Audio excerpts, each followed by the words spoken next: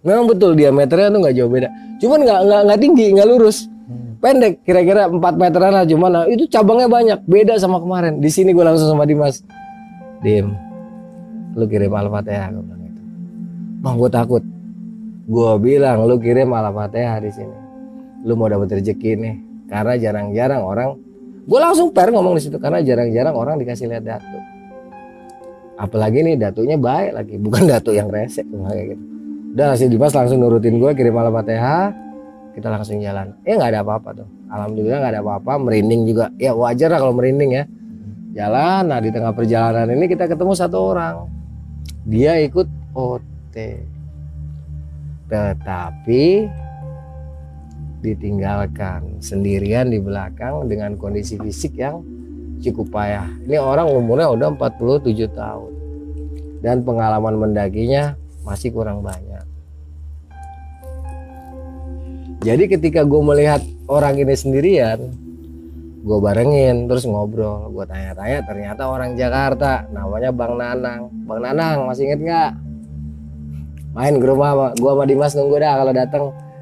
Namanya Mas Nanang. Nah Mas Nanang ini ngobrol sama gue, ternyata tendanya, makanannya sudah dibawa sama porter duluan. Nah gue bilang, nah bang, abang nggak megang apa-apaan? Kagak bang, saya nggak megang apa-apa, cuma megang air doang sebotol. Masya Allah. Seingat gue ya, dari lokasi shelter 1 ini mau ke shelter 2 ya, dulu gue kenalnya pos 2 itu setengah hari. Seingat gue betul-betul setengah hari perjalanan. Makanya ketika gue tahu dia cuma bawa air sebotol, gue bilang sama Dimas, Dim, ini orang kalau kita nggak cover bahaya. Bang tapi jalannya lambat betul. Iya lu bisa jalan duluan kan. Ini orang gua cover. Lu bisa jalan bareng sama orang. Ya. Orang itu banyak palingan enggak. Jangan cuma satu lu ikutin. Nah lu bisa nunggu gua nanti di pos mata air. Ya entah namanya apa sekarang gua nggak tahu lah. Pokoknya lu tunggu gua di mata air. Tapi ternyata Dimas lebih memilih untuk jalan tetap bareng sama gua. Walaupun Mas Nanang ini, mohon maaf Mas Nanangnya jalannya pelan banget. Kita ikutin ya, sepanjang perjalanan ini ya silih berganti kita disusul sama orang sampai akhirnya gue ketemu sama Adi anak Palembang. Nah Adi ini pembaca gue sama Robi, ngobrol-ngobrol bareng nih kita sama mereka. Tetapi karena Mas Nanang ini jalannya pelan, akhirnya kita ketinggalan lagi di belakang. Nah di satu titik entah di mana, kira-kira udah 3 atau 4 jam kita jalan, si Dimas sakit perut. Bilang, bang minjem belati. Ngapain lo? Mau gali lobang katanya. Oh lu mau gali lobang, mau nabung lo? Iya ya udah, gue kasih pinjem belati, kasih tisu, kasih air. Lo agak ke dalam Dim. Gue inget itu posisi jalur agak sempit ya, agak sempit. Mungkin kira-kira 2 jam sebelum nyampe pos bayangan inilah, bayangan shelter 2 lah. Kira-kira 2 jam atau 1 jam sebelum nyampe bayangan shelter 2 itu. Dimas nabung dulu nih, dia buka rekening. Terus dia jalan buka rekening, itu lama sekitar 10 menit. Nggak lama, kira-kira 10 menit gue nunggu udah habis 2 batang rokok, tiba-tiba dia lari. Bang naik bang gitu. Nah apa lagi sih gue bilang kayak gitu, cepetan bang naik katanya. Tenang dulu, gue nggak mau lo naik kayak begitu. Nah di sini gue baru feeling nih. Mohon maaf, biasanya kan mata gue tajam ya, ini enggak, hanya feeling. Kayaknya nih ya, kayaknya dia ngeliat kucing lagi nih. Feeling gue bilang oke, lu duluan, gue bilang gitu, duluan kejar. Tapi kalau lu dapat barengan silakan terus, tapi kalau lu nggak dapat barengan tunggu di tempat dimana lu udah merasa nyaman. Akhirnya dia jalan duluan. Lagi-lagi dia memutuskan untuk nunggu gue karena dia udah ngerasa nyaman. Kira-kira 15 menit kemudian gue sampai. Gimana Dim? Lu mau langsung cerita apa? Ntar aja deh bang di camp, kata dia. Ya udah, mau bareng gue apa mau duluan? Soalnya kondisi kayak gini nih, gue bilang gitu. Udah bareng aja bang, biarin kita sama-sama. Mantap, gue bilang. Itulah, walaupun kita baru kenal di dalam sebuah pendakian, tetapi jika kita bisa melihat, wah ini orang kayaknya butuh di cover sama kita, tekanlah sedikit ego kita, ya tekanlah sedikit sombongan kita, kita tekan. Ini orang butuh pertolongan, walaupun dia tidak minta pertolongan, Tetapi kalau kita lihat kondisinya, bayangin gak ada logistik. Sementara kita logistik ada. Kenapa sih? Hah? Kenapa kita nggak mau berpikir bahwa jiwa manusia itu jauh lebih penting daripada sekedar puncak? Sekali-kali atau seringkali kita begitu tuh nggak ada ruginya, nggak ada salahnya. Karena puncak sejati yang akan kita capai nanti bukan puncak kerinci, tapi puncak kehidupan. Ya. Betapa kita tuh betul-betul berguna banget buat kehidupan, buat manusia lain kalau kita bisa tuh kayak gitu. Ego puncak kita sekali-kali kita redam lah kalau kita nemu yang kayak gitu. Jangan sekarang ini malah gue dengernya malah gini kan, cuman ngejar puncak temennya ditinggal, bahkan ada yang sampai meninggal. Masya Allah. Kenapa sih? Sekali-kali lah, please coba gitu. Kalau lu lagi di jalan, lu ketemu pendaki yang udah cukup senior, ya kelihatan lah fisiknya agak kurang bagus, terus dia logistik mungkin nggak bawa gitu ya, kita nggak bisa nyalain juga. Kita antisipasi sih, ngapain sih kita nyalain? Ya, karena yang dibutuhkan itu bukan menyalahkan, bukan omongan, tapi tindakan. Antisipasilah, jangan sampai orang ini kenapa-napa di tengah jalan. Korban sedikitlah perasaan. Itu jauh lebih mulia kalau gue bilang. Karena apa? Walaupun kita bergerak pelan, kita kalau terus melangkah, kan kita akan sampai ke tujuan kita. Waktu itu prinsip gue, ya dari dulu sih prinsip gue tuh kayak gitu. Gue jauh lebih mementingkan nyawa seseorang daripada sekedar puncak. Karena puncak itu bonus. Sesungguhnya puncak sejati adalah kita kita berangkat dengan selamat, sampai puncak juga dengan selamat, dan kembali ke rumah juga dengan selamat, membawa nilai-nilai kehidupan yang kita bisa temukan di dalam sebuah pendakian. Oke, singkat kata kita terus berjalan. Setelah Dimas itu tadi ngalamin sesuatu yang belum diceritakan, kita jalan. Mungkin sekitar jam 3 sore kita baru sampai ke shelter 2. Mantap kan? Betul-betul slow kita jalan itu. Ya, gue mungkin bisa lebih cepat. Jujur, gue mungkin bisa lebih cepat. Tapi lagi-lagi gue bilang tadi, kenapa sih? Ini ada nyawa manusia tuh jauh lebih penting. Ya bukan berarti gue meremehkan orang yang gue ketemu di jalan, enggak. Tetapi kan kita punya penilaian, kita bisa observasi di lapangan, kita bisa lihat kondisinya itu seperti apa. Apalagi kita pernah ke Kerinjaan itu, apalagi kita pernah naik ke Gunung Kerinci. Nah itulah seni daripada mendaki. Ya, kita bisa mengontrol diri kita sendiri, ego kita sendiri, dan kita bisa menghargai kehidupan. Ya, apalagi itu kehidupan manusia. Janganlah kita cuma sekedar naik, tetapi kita tidak peduli terhadap sekitar kita. Kita hanya menjadi diri kita yang kejam. Kita hanya mengejar apa yang menjadi keinginan kita, tetapi kita tidak memperhatikan kondisi di sekitar kita. Nah, kalau ada apa-apa, kita enak aja ngomong, lu sih naik gunung, udah tahu naik gunung, kenapa nggak bawa ini, kenapa nggak bawa itu? Ya jangan begitu juga. Itu kan omongan udah di bawah, itu kan omongan udah di dunia sosial, udah di medsos. Tapi di saat di lapangan, bisa nggak sih nggak usah ngomong-ngomong kayak gitu? Hah? Lu sebagai manusia langsung aja tunjukin jiwa sosial lu. Itu nggak rugi kok. Ingat ya, setiap kebaikan tuh Allah berikan balasan. Bisa 10 kali lipat, bisa 1000 kali lipat dari yang kita lakukan sekarang.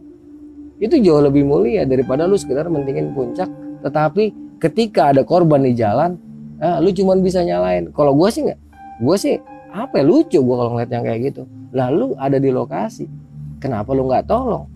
Kenapa nggak lu lu jiwa sosial lu kenapa lu nggak kulik sih?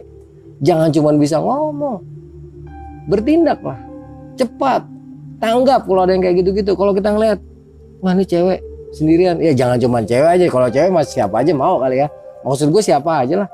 Ini orang kayaknya, wah dia ditinggalin rombongannya sendirian. Kenapa sih? Bukan kita gitu. Toh dia manusia juga. Ya, ini kira-kira pesan gue. Oke, kita kembali lagi cerita. Itu sampai shelter 2 itu gue jam 3 sore. Itu jangan ditanya gantengnya gue. Bener, udahlah di keril gue ini isi air 5 liter plus yang lain-lain, pakaian ganti lah segala macem. Pokoknya plus beban gue lah, itu lumayan enak.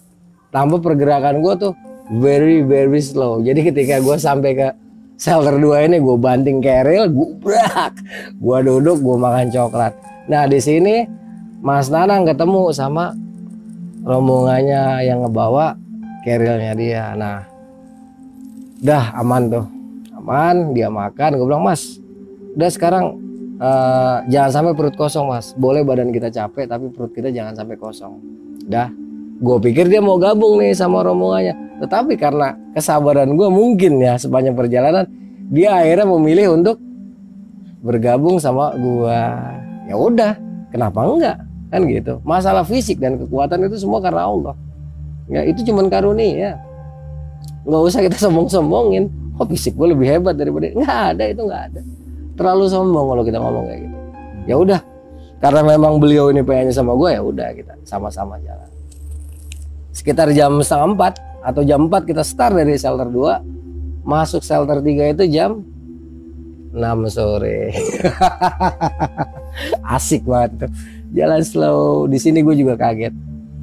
Banyak perbedaan yang signifikan. Dulu kalau kita dari shelter 2 ke shelter 3, dulu namanya batas vegetasi ya, belum shelter 3. Itu kita jalan harus semi-semi rock climbing atau bahasa kerennya scrambling. Jadi kita sudah menggunakan teknik scrambling, tidak lagi hill walking, tapi sudah scrambling, hill walking, scrambling. Itu kita sudah menggunakan dua teknik tersebut di dalam melakukan pendakian lepas dari shelter 2 menuju ke shelter 3 atau yang biasa gua kenal sebagai pelawangan ya, atau batas vegetasi. Dulu kita sudah harus menggunakan teknik scrambling, tetapi sekarang tidak sama sekali karena di pinggir jalurnya sudah dibuatkan jalur baru. Singkat kata, sekitar maghrib itu kita sampai di pos 3. Anak-anak dari Jambi udah sampai duluan karena mereka masih SMA ya. Mereka bareng sama Dimas. Begitu sampai itu kita udah dibikinin tenda. Dan gue tinggal masuk aja. Singkat kata, sore itu setelah masak ya, setelah gue masakin anak-anak, gue tidur.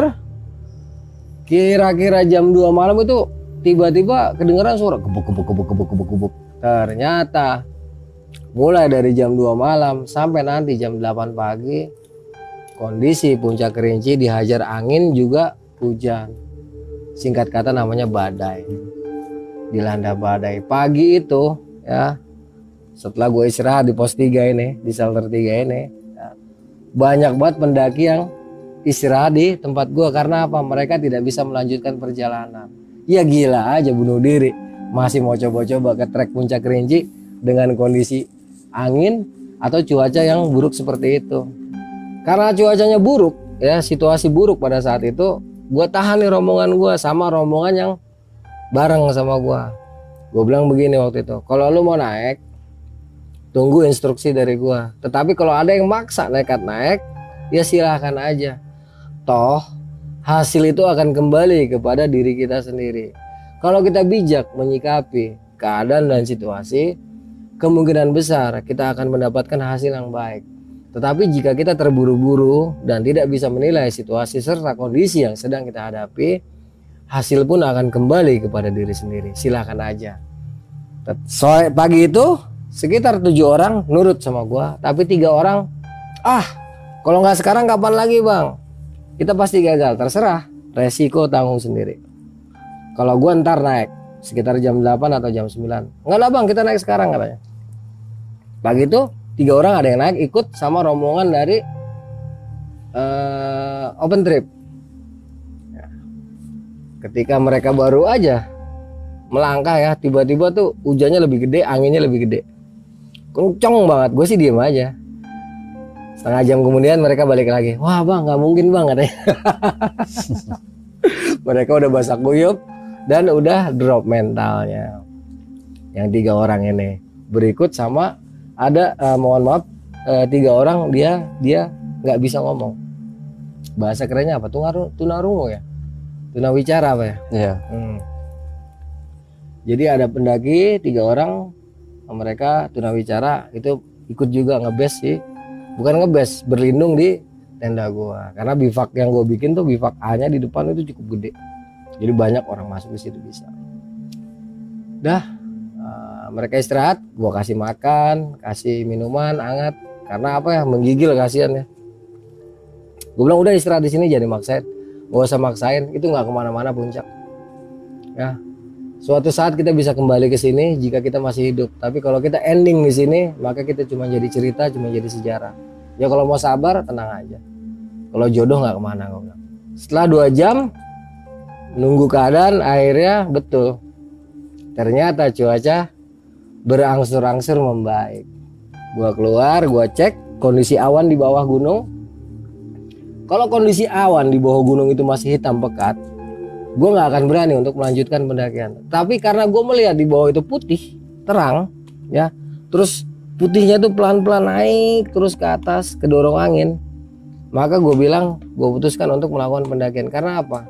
Itu sudah bisa dipastikan cuaca akan baik, cuaca akan cerah. Jadi kita juga harus bisa membaca pergerakan awan dan angin selama kita melakukan pendakian. Kalau di atas gelap tapi di bawah cerah, itu ada kemungkinan besar hembusan angin itu akan berkurang ya. Dia tidak akan kuat. Tetapi kalau di bawah gelap, di atas terang, kemungkinan besar ntar di atasnya ikut gelap. Awannya naik, cuacanya makin buruk di atas.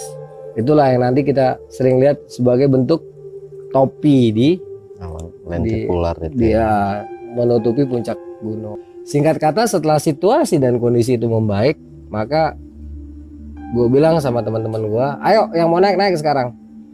Semua berada dalam komando gue. Kalau mereka tidak mau dalam komando gue, silahkan bergerak sendiri. Itu sekitar 10 orang lah atau 15 orang akhirnya mau bergerak dalam komando gue. Ketika sudah siap, Dimas gue suruh untuk ngelit.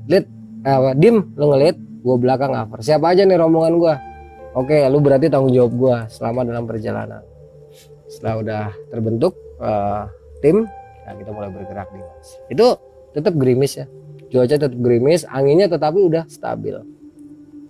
Gue bilang boleh istirahat, tetapi tidak boleh duduk terlalu lama. Andai pun harus duduk, tolong konsumsi coklat. Siapa di sini yang nggak bawa logistik? Harus bawa logistik, nggak boleh enggak. Kalau dia nggak bawa, mending gak usah naik. Soalnya naik gunung itu bukan cuma ngejar puncak, tapi juga kita harus menjaga keselamatan hidup kita dan rekan-rekan kita. Nggak cuma ngejar puncak, tapi kita mengabaikan keselamatan. Salah satu persyaratan supaya kita bisa bertahan di dalam cuaca dingin adalah makanan. Makanya kalau waktu itu ada yang nggak bawa makanan, dia tidak gue izinkan untuk masuk di dalam tim gua dalam melakukan summit attack. Ya, singkat kata perjalanan alhamdulillah ya sekitar 40 menit kita sampai ke Tugu Indrapura ya. Tugu ini Yuda. Tugu Indra mulu kan.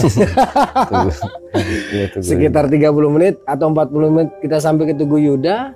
Kita istirahat di Tugu Yuda, gua kumpulkan. Nah, di sini Mas Nanang nggak sanggup lagi melakukan perjalanan menuju ke puncak. Dia sudah bilang udah gue sampai di sini aja bang, udah batas maksimal. Bener nih bang ya. Oke bang, saya juga kan bertanggung jawab terhadap anak-anak muda di depan. Kalau memang abang di sini kebetulan ini orang banyak juga yang turun. Abang saya izinkan untuk berpisah, tapi abang saya titipin dulu sama orang. Nah kebetulan ada yang turun itu sekitar 6 orang, gue titipin nih teman gue si Nanang. Bang nih tolong titip teman saya ya, antar sampai ke shelter di bawah. Karena cuacanya itu udah cerah dan nggak mungkin nyasar lah saat itu ya. Dengan perhitungan gue titipin. Sambil gue tunggu dia betul di trek yang kita waktu kita naik dia tetap ada di situ, baru gue tinggal naik. Karena apa, tanggung jawab gue juga masih ada nih di atas sama anak-anak muda sekitar 10 orang. Singkat kata Bang Nanang turun, kelihatan banget itu kan, gua awasin terus sambil lihat ke atas, lihat ke bawah. Anak-anak sebagian udah sampai puncak. Karena posisi gua kan di Tugu Yuda ya, jadi gua bisa lihat anak-anak yang ke atas, juga pergerakan Mas Nanang yang turun ke bawah. Begitu udah menjelang masuk ke shelter 3, baru gua mulai bergerak naik menuju ke atas. Kira-kira 10 menit lah gua sampai di puncak. Itu kondisi cuaca lumayan ya, angin cukup kenceng tapi standar. Anak-anak yang udah lama di situ sekitar 15 menit langsung gue suruh turun semua. Turun, ikutin marka yang gue buat, gue bilang kayak gitu. Apaan bang? Itu tadi tali plastik itu gue jajarin kuning-kuning, lu tinggal ikutin. Jangan sekali-kali nggak ngikutin itu, gue bilang. Dan mereka turun, gue di atas ambil gambar, gue juga turun ke bawah. Alhamdulillah ya, puncak Kerinci yang gue injek 19 tahun lalu dengan izin Allah, saat itu gue berhasil menginjakan kembali. Alhamdulillah.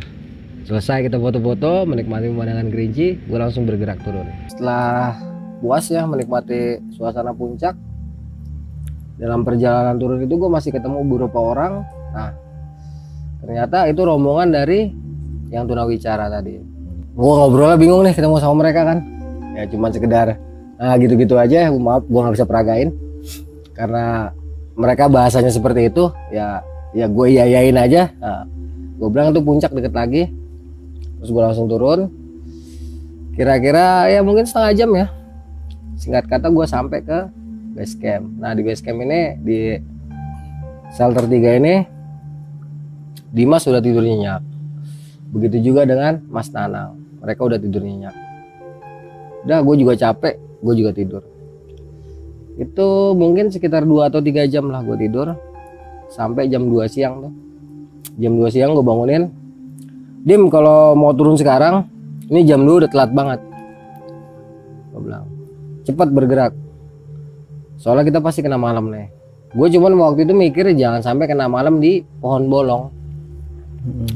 Kalau udah lewat tengah malam, kalau udah lewat pohon bolong mau kena malam bodo amat lah, pikiran gue kayak gitu. Nggak terlalu riskan.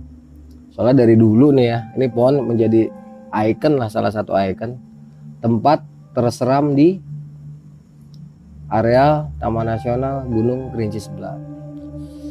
Udah si Dimas langsung bangun, Mas Nanang gue bangunin, Mas mau bareng kita lagi atau sama rombongannya? Bareng Bang Ari aja. Oh yaudah kalau mau bareng saya, mohon maaf nih segeralah untuk packing. Nanti kita makannya di shelter 3 aja. Nanti kita makannya di shelter 1 aja atau di pos 3. Oke, akhirnya Mas Nanang mengiyakan, dia mau. Kita packing, singkat kata itu mungkin sekitar setengah jam packing beres. Setengah 3 kita udah siap. Itu anak Jambi, anak Palembang, dan Mas Nanang bergerak dalam satu rombongan di bawah komandonya Dimas. Karena gue di sini posisi gue sweeper. Nah kita mulai bergerak turun. Meninggalkan shelter 3 ke shelter 2 nggak ada masalah. Itu semua fine-fine aja ya, belum ada gangguan secara mistis, belum ngalamin gitu.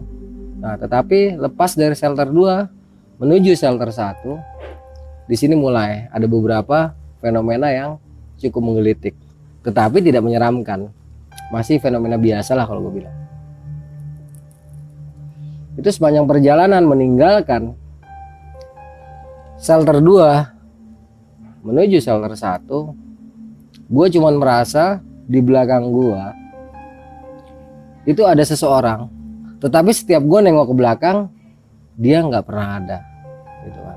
Hanya itu aja yang gue rasa sepanjang perjalanan dari shelter 2 ke shelter 1. Itu terus yang gue rasain sampai ke titik dimana si Dimas, waktu Dimas nabung itu yang hari keduanya kita mulai naik, di situ gue merinding lagi.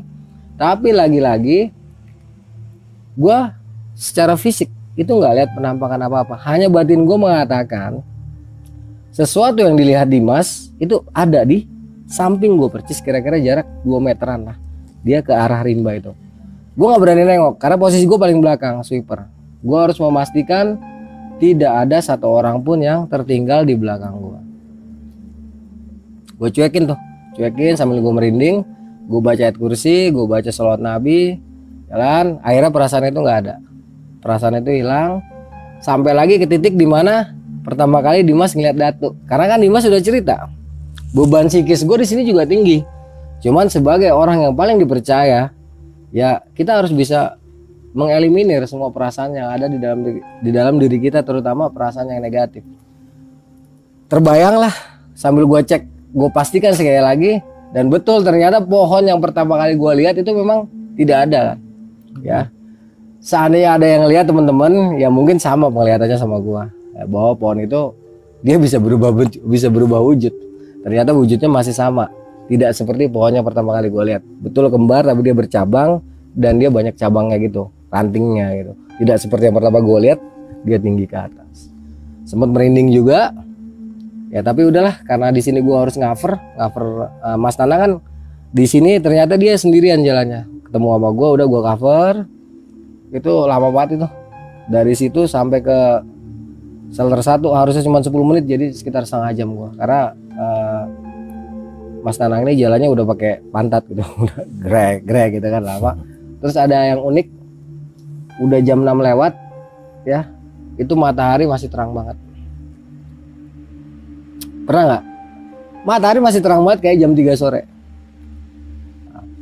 Gue nggak ngerti nih. Ketika kita sampai shelter 1 baru langsung gelap total. Jadi kayak gelapnya tuh nggak diperlahanin lagi, tapi langsung ditutup gelap gitu. Gue putuskan di sini untuk istirahat dulu. Karena apa? Kita udah cukup letih.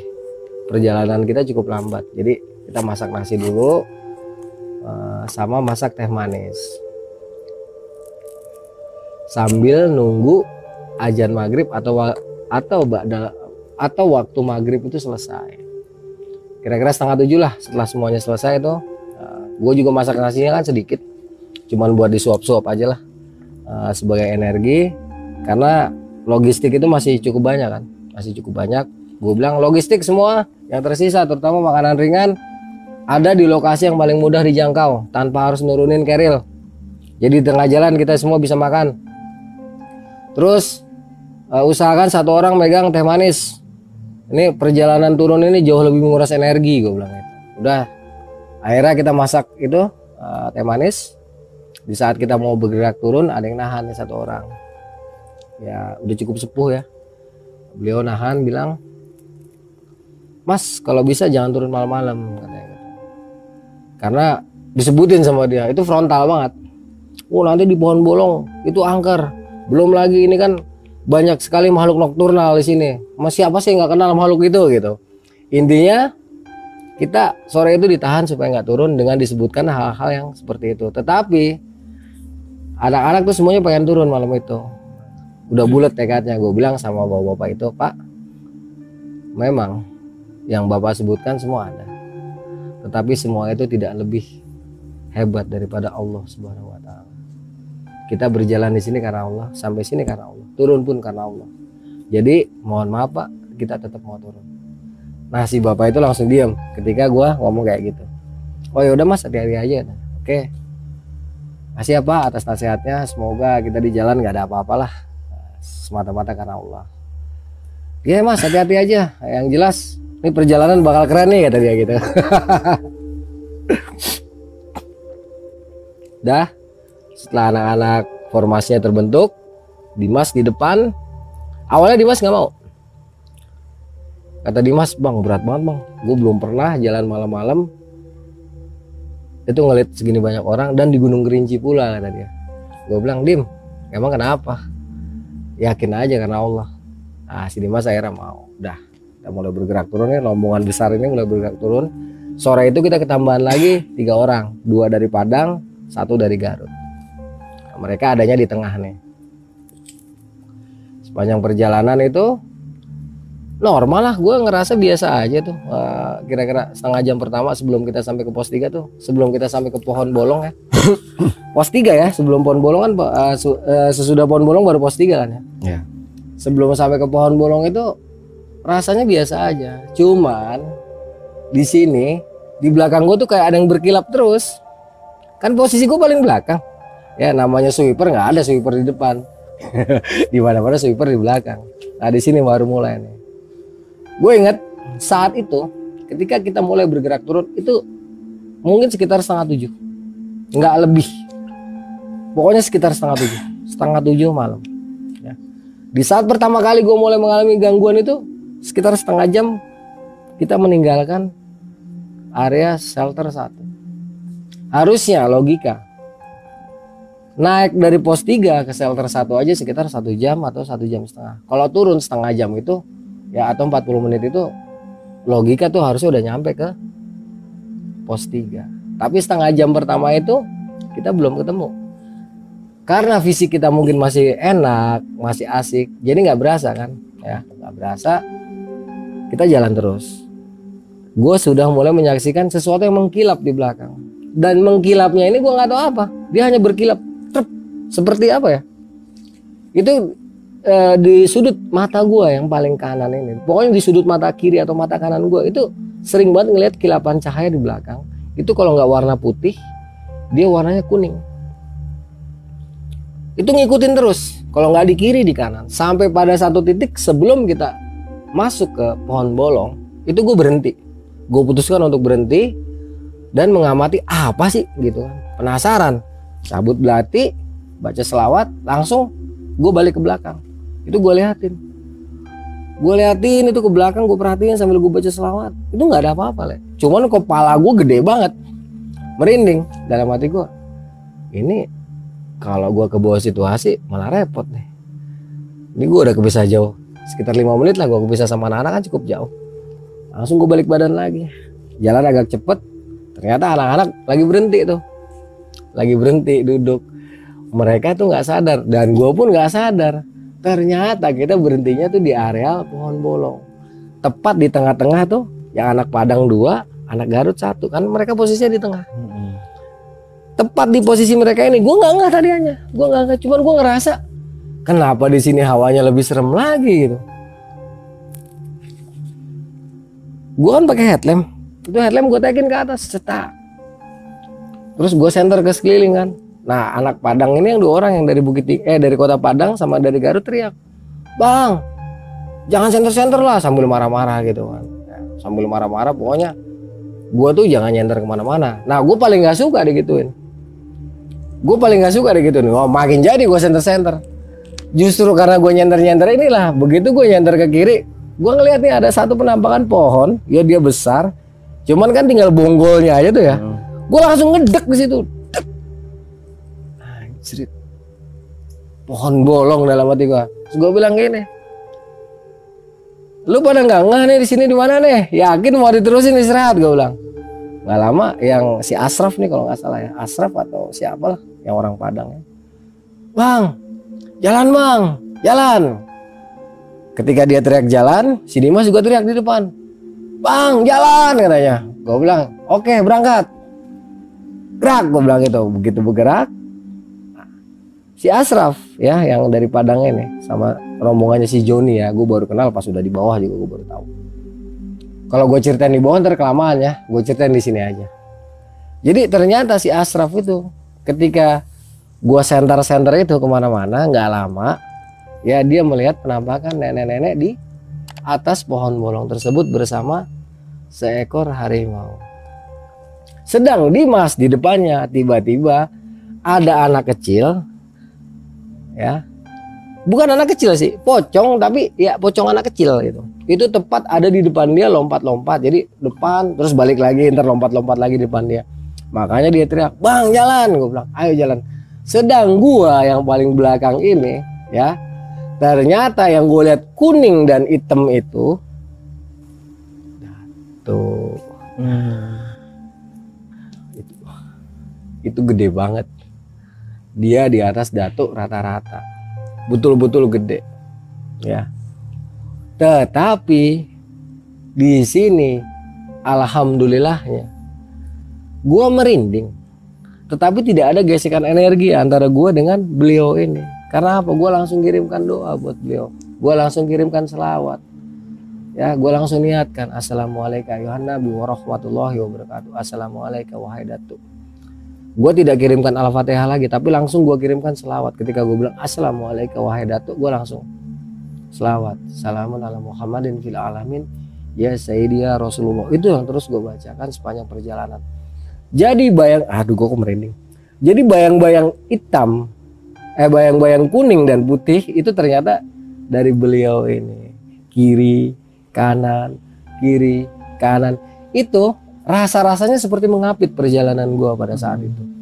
Seperti melindungi. Ya. Udah kita mulai bergerak lagi dan gua rasanya udah aman tuh. Udah gimana ya? Pokoknya gua menjadi seperti bukan yang paling terakhir, seperti bukan sweeper karena ternyata ada sweeper juga di belakang gua, tapi sweepernya bukan dari rombongan gua gitu, bukan dari makhluk yang nyata, tapi dari yang gue lihat tadi, Datuk tadi. Karena merasa di belakang tuh udah ada sweeper lagi, gue tenang kan, gue jalan. Nah di sini mulailah keanehan yang rasanya nggak berakhir. Ya, walaupun aman rasanya, tetapi harus dibayar juga dengan sesuatu. Dari pohon gede sampai ke pos 3 itu pun masih setengah jam lagi. Jadi 1 jam lah kita menghabiskan waktu shelter 3 ke pos 3 itu sekitar 1 jam kurang lebihnya. Begitu sampai pos 3 nggak banyak cincong, banting keril, istirahat. Itu lama banget. Adalah sekitar 30 menit kita, atau mungkin lebih, setengah jam lebih kita di sana karena emang capek banget. Rasa-rasanya itu anak-anak semua ngeluh kapan?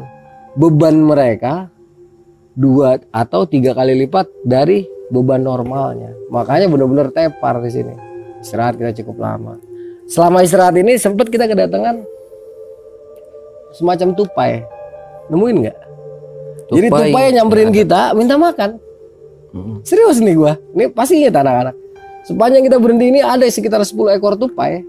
Mereka nyamperin kita malam-malam, ya. Jalan di sekitar kita lemparin makanan, dia makan. Itu pertama 2, lama-lama datang jadi 10. Banyak. Ya kita terbuai lah sama ini karena lucu ya, kita kasih makan tupai sekitar setengah jam, istirahat, kasih makan tupai, kita mulai bergerak lagi. Dari pos 3 kedua, mungkin bagi yang pernah ke Kerinci, estimasinya kan bisa diperkirakan. Ya paling lama mungkin 40 menit lah turun gitu. Nggak nyampe mungkin orang turun posisinya, dan kondisinya kan juga nggak terlalu curam udah di situ, hanya becek doang. Tetapi pada saat itu tidak seperti yang menjadi perkiraan kita, tidak seperti yang menjadi dugaan kita. Perjalanan dari 3 ke 2 itu sekitar 3 jam. Betul-betul lama. Karena apa? Gue inget di pos 3 itu gue nanya sekitar jam 8. Ya. Jam 8 ketika mulai bergerak itu jam 8 malam. Sampai ke pos 2 itu gue tanya jam setengah 11, berarti sekitar 2 jam. Setengah 11 malam. Kita sampai ke pos 2. Pos 2 itu inget nggak yang ada bangku, yang ada dinding beton memanjang begitu, terus ke depannya tuh ada suara air. Ingat kan? Ya. Itu sampai situ kita sekitar 2 jam. Dan anak-anak di sini ada yang mau ngecamp, karena betul-betul capek. Nah, gue sepanjang perjalanan ngerasa beban gue emang 2 kali lipat. Gue juga bilang sama Dimas, Dim, istirahat dulu nih, gue ada nggak beres, gue bilang kayak gitu. Penampakan yang tadi putih dan kuning itu sudah nggak ada di sini, sudah nggak ada. Tetapi menurut cerita dari anak-anak, kalau gue udah nggak nemuin ya, gue udah nggak nemuin penampakan.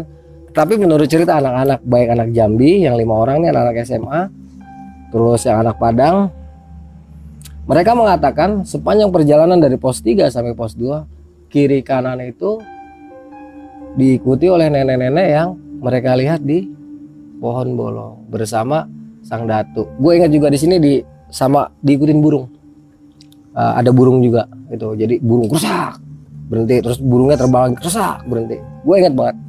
Di pos 2 ini dari 3 ke 2 gue nggak ngalamin gangguan apa-apa, tetapi anak-anak merasa seperti itu. Dan itu nggak cuma 1-2 yang cerita ya, itu versinya anak-anak, termasuk versinya Dimas. Jadi Dimas ini sepanjang dari 3 ke 2, di depan dia itu anak kecil yang tadi, yang berupa pocongan tadi, itu selalu ada di depan dia. Sehingga di pos 2 ini, untuk ke pos 1 dia udah nggak mau lagi di depan. Dimas ini nggak mau di depan karena sepanjang perjalanan tuh kan ngeliat itu. Gue bilang sama Dimas, Dim, nggak ada cerita, lu harus di depan sampai ke bawah.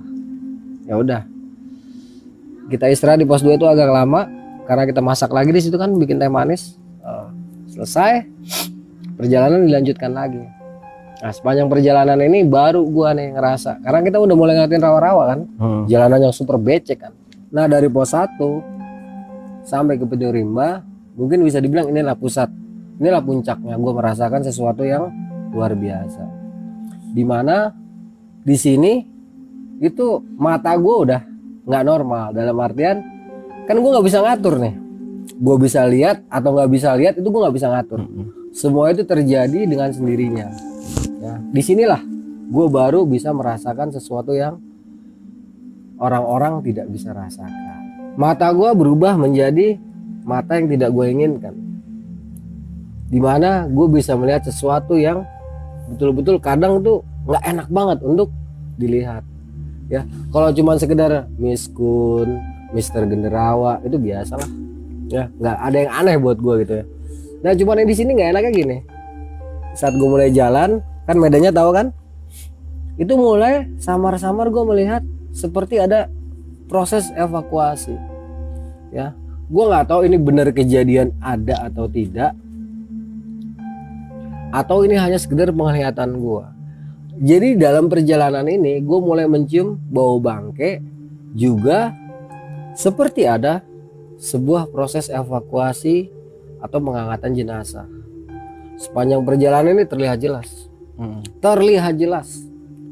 Itu di sebelah kanan gue ada sekitar 4 orang sedang bawa 1 buah kantong jenazah. Itu mereka berjalan terus beriringan sama gue. Ya. Sementara di sebelah kiri ataupun di sebelah kanan itu suara burung yang gua nggak pernah dengar. Ya, di burung beneran pernah bunyi kayak gitu. Itu terus bunyi. Ya. Gue baru diingatkan kemarin sama sahabat gue Jakun tentang burung yang seperti itu. Iya, ternyata setelah gue pikir-pikir bener itu suara jin sebenarnya. Memang dia seperti burung, tetapi beda. Itulah yang mengiringi perjalanan gue dari pos 1 sampai ke shelter Pintu Rimba. Nggak cuman gua, Dimas itu lebih parah lagi di depan. Ya, dia juga seperti melihat itu orang yang orang yang sedang dievakuasi, tetapi dia lebih fokus kepada itu pocong yang kecil tadi. Itu pocong yang kecil tadi katanya baru hilang di pas Pintu Rimba. Gua pribadi ya melihat evakuasi ini kayaknya nggak enak banget, karena korban itu sampai jatuh-jatuh berapa kali, lepas dari tandunya, terjerembab ke tanah, diangkat lagi. Gue nggak tahu. Ya, ini hanya visi gue. Belum tentu benar. Tetapi waktu itu gue melihatnya seperti itu. Kondisi korban saat itu pertama kali terlihat sama gue. Ya, bukan mata biasa ya, dalam artian mata yang dalam tanda kutip itu awalnya bagus. Tetapi menjelang masuk Pintu Rimba itu keadaannya sudah rusak. Ya. Entah apa hubungannya, kenapa dia dari bagus bisa rusak, namanya juga kan visi yang tidak biasa ya. Nah itu terlihat sudah sangat rusak dan menimbulkan bau yang gak enak banget. Begitu memasuki Pintu Rimba itu semua nggak ada, nggak kelihatan. Suara burung yang tadi semacam melengking lah, pokoknya suara burung itu nggak akan pernah ada di burung-burung yang hidup yang pernah kita lihat ini, nggak ada.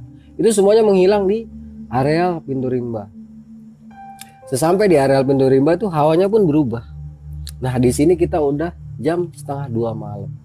Jadi bisa dibayangin perjalanan dari shelter 1 sampai ke Pintu Rimba itu sekitar 7 jam. Sesuatu yang di luar logika.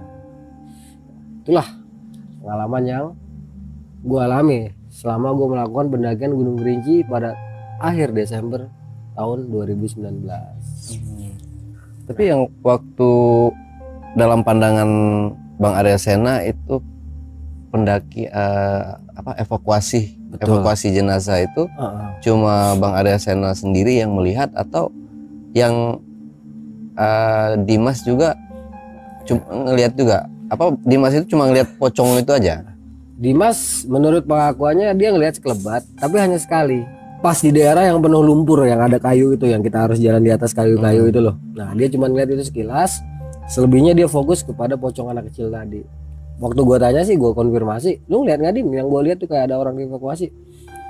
Perasaan gue sih bang, kayaknya emang iya betul bang, soalnya bau bangkainya nggak enak banget. Jadi gue nengok ke kanan, kayak ada orang emang lagi digotong-gotong. Cuman begitu gue ngeh, cuman kita doang, rombongan yang lagi turun, gue langsung sadar mau istighfar, kata Dimas gitu. Nah, jadi Dimas hanya bisa ngeliat sekilas, perasaan dia juga. Tapi dia lebih fokus sama pocong anak kecil yang ada di depan dia. Tuh. Bisa jadi itu gesekan ini bang ya, apa namanya, maksudnya gesekan energi dari alam lain ke diri kita, ke Bang Arya Sena. Betul, itu bisa jadi sehingga kita diberikan sebuah pemandangan lah. Intinya sih menguji lah, menguji ketahanan kita sama keyakinan kita lah.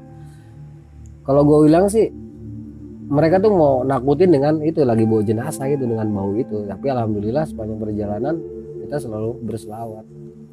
Itulah menjadi benteng kita, akhirnya kita cuek aja walaupun takut, ya nggak mungkin lah kita nggak punya rasa takut ya. Betul. Tapi kita tetap yakin untuk melangkah. Oke, Bang Aryasena mungkin ada pesan-pesan untuk penonton di rumah nih buat teman-teman JPackers. Misalkan di dalam melakukan pendakian itu tidak hanya siap logistik, tidak hanya siap alat-alat, tapi siapkan juga mental. Siapkan mental dan menyadari keberadaan kita itu bukan di tempat yang biasanya. Dan juga hidupkanlah jiwa sosial, jiwa kemanusiaan kita di dalam pendakian. Perhatikanlah orang-orang yang ada di sekitar kita. Jika memang mereka membutuhkan bantuan dan pertolongan, gak usah segan-segan dan ragu untuk melakukan itu. Karena jiwa manusia jauh lebih penting. Karena jiwa manusia jauh lebih penting daripada hanya sekedar puncak. Nah, JPackers, itulah tadi obrolan misteri jejak backpacker bersama Bang Aryasena. Jangan lupa untuk selalu support channel Jejak Backpacker. Subscribe, like, komen, dan share video-video YouTube Jejak Backpacker. Dan buat teman-teman yang penasaran dengan cerita-cerita horor yang dibawakan oleh Bang Aryasena, teman-teman bisa subscribe langsung ke YouTube channel Cerita Pendakian Aryasena. Link ada di bawah. Wassalamualaikum warahmatullahi wabarakatuh. Oke, Bang Aryasena, terima kasih sama-sama atas waktu yang udah diberikan. Sama-sama. Sekali lagi kepada Jejak Backpacker. Sama-sama. Sampai jumpa.